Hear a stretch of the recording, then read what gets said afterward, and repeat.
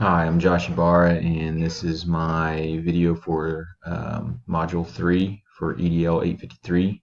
My interviews with our administrator, our principal, I guess, our SPED coordinator, or I guess teacher here in the school, and then one of our paras.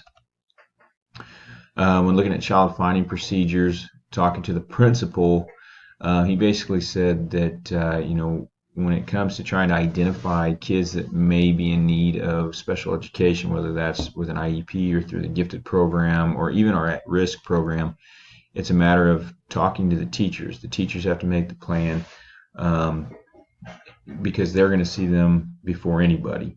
Obviously, at the high school, most of our kids are identified before they ever get here. They're identified in grade school or middle school. So I don't personally, I maybe have helped with one kid in 8 years as far as being identified. So, but they're the ones. The teachers are the ones that are going to make the plan and put it in place, and then he will make the final call.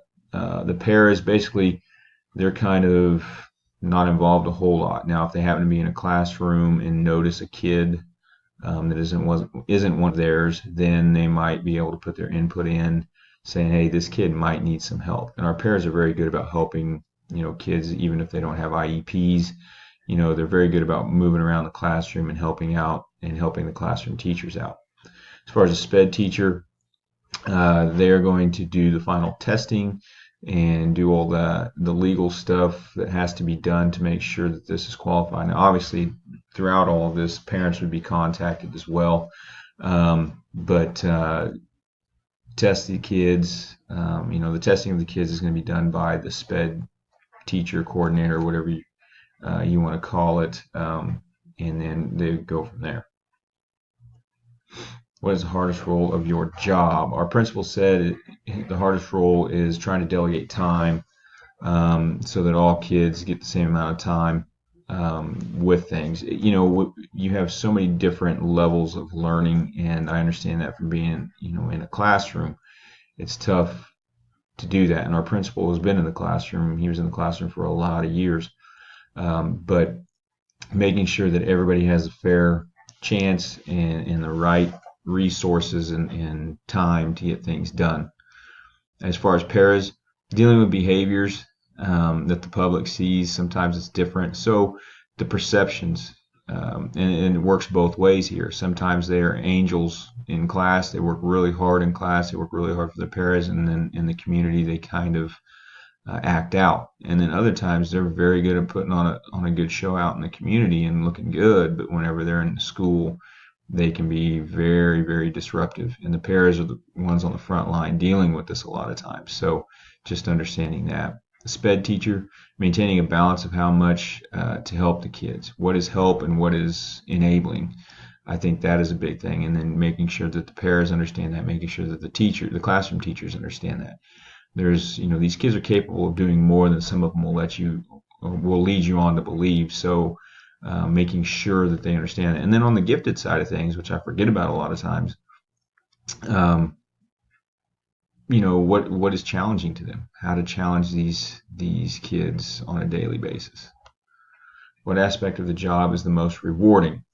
Our principal said, seeing the kids succeed at the same rate as their peers. So if you have a kid that's in special education that has an IEP, they want to just be looked at as another kid, another student. So making sure that they can succeed at that same rate, whether that's through modifications or whatever. Paras, seeing the outcasts work into the classrooms and kind of, not be looked at as outcasts. Once again, they're on the front lines. They're having to deal with seeing how these kids are being treated in the classroom and so on and so forth. So with the help of the classroom teacher, these kids can be incorporated and really mesh well with the rest of the class if things are done properly. Our SPED teacher, building relationships with students and making their classroom like a home. A lot of these kids may not have the best home life, and so having them at home or having them in a classroom where they feel comfortable and can share their feelings and can be, just open about things, that is the most rewarding part of it for them. advice on supervision of SPED staff. Principal, treat them as if they are any other staff member. Make sure that they understand that there are goals that we've got to reach and everything, and then work with them. That was one thing he said. Make sure that you're working with your special education staff to make sure that those goals are attainable and those goals are right for each kid. Paraprofessional, treat paras like classroom teachers. They don't want any special treatment. They don't want anything. They just want to be treated the same as everybody else, and just have an understanding of what they go through on a daily basis.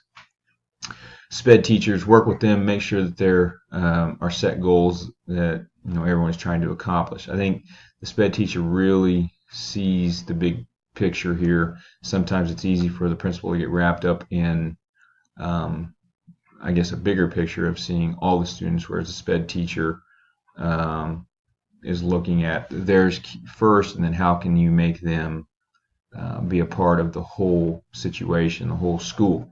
So obviously there's going to be IEPs, there's going to be things that you have to follow, and modifications that are going to have to be made. But as long as all three of these groups, the administrator, the paraprofessional, and the SPED teacher, and the classroom teachers can work together, and there are goals and a vision in place, then it can all work very smoothly. How to effectively work with parents. Our principal is very big on backing the teachers, give them a chance first, make sure there's an open line of communication. I know that when parents come to him about anything, the first thing he's going to do is ask them is, have you talked to the teacher?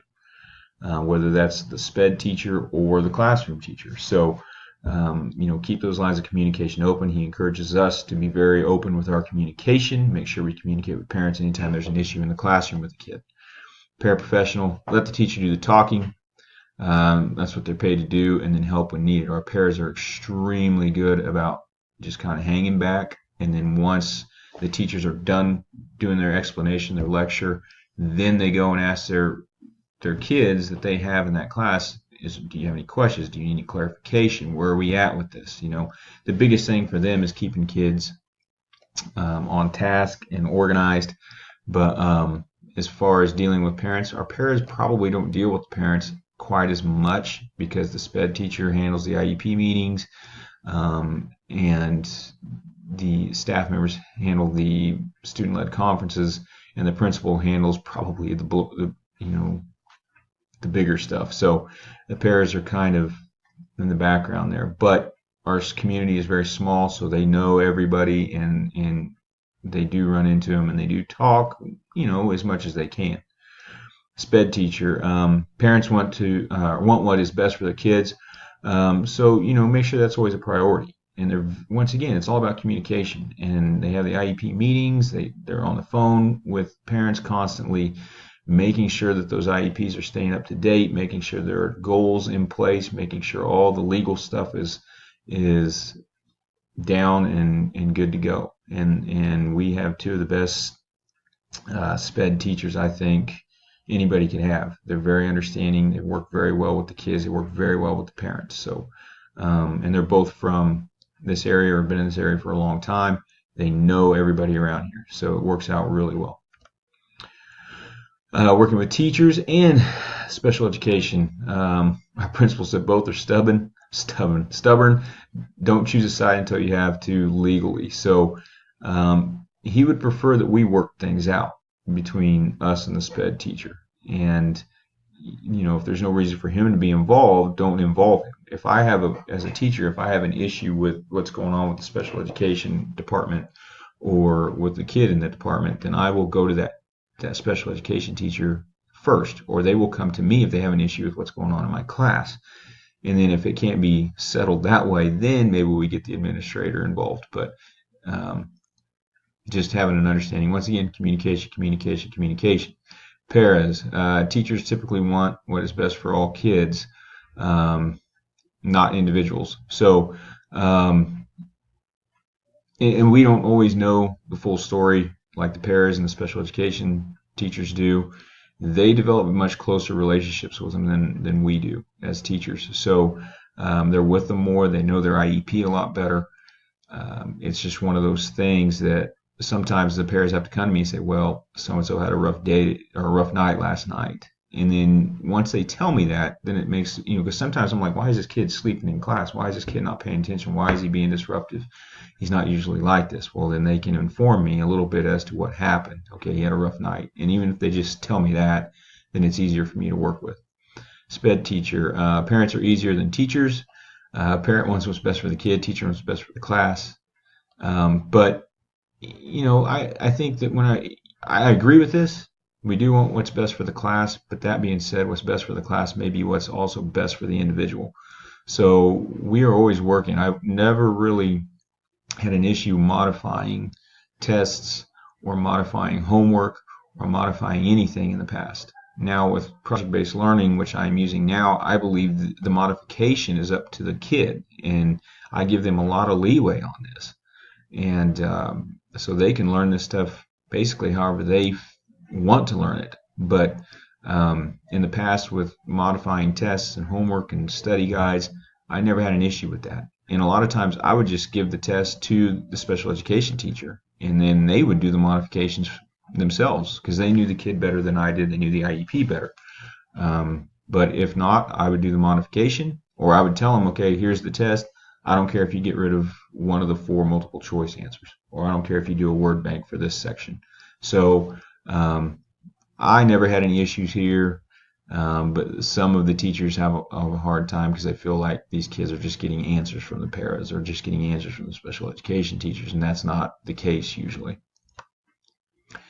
What advice do you have for first-year administrator? Our principal said, be flexible. Don't come in and think that you're going to have everything figured out and everything's going to be set and everything's going to go like that. You've got to be flexible because things are going to happen, and especially when dealing with special education, because some kids are fantastic in the special education program. They just need a little help. Others are a huge disruption at times. So you've got to be flexible and know how to work and learn about those kids and about your special education program. The paras, since they're on the front line, they like set the tone. Let them know that, yeah, I'll work with you, but you've got to be willing to work with me, and that it is not acceptable to treat paras or teachers disrespectfully, or with disrespect. So you've got to set that tone early and make sure they understand that. SPED teacher, be willing to listen to your staff and students, going along with that flexibility aspect. Make sure that you learn about your kids and learn about the special education program and what needs to happen. How do they describe the role of the special education teacher and the building principal? The principal said he's basically support. He's there when needed. Now, obviously, he sets the vision for the entire school with the help of his staff, but whenever it comes down to it, like I said, the SPED teacher, the paras, the classroom teachers, they need to work together to solve those issues as much as possible without his help. Para, he is the backbone, or they are the backbone in the sense that they've got to set that tone early. SPED teacher, open-minded. He's got to be open-minded. He's got to be flexible. I'm speeding up here. I'm running out of time, but he's got to be open-minded. Got to be flexible. So anyway, what characteristics do you seek in aspiring administrators with regards to special education? Once again, running out of time here, but the ability to work with others is a big thing, and that flexibility, that communication, all of that is a huge part of this. So if you're not willing to be flexible and you're not willing to communicate, you're going to have a very, very difficult time. Paraprofessionals, support when things go awry. So once again, that strong backbone, that setting the tone early, making sure that the kids understand that they've got to be respectful. And the SPED teacher, patience and understanding. Understand that these kids have got maybe a different way of learning, a different way of handling issues. You've got to understand that. You got to be patient with them. Okay, like I said, I got about 30 seconds left. As far as my future role, flexibility, communication, just being willing to work with others and make sure that you have a vision and a goal early on. And if you have to adapt that, that's fine. But be willing to listen and be willing to be flexible. So thank you.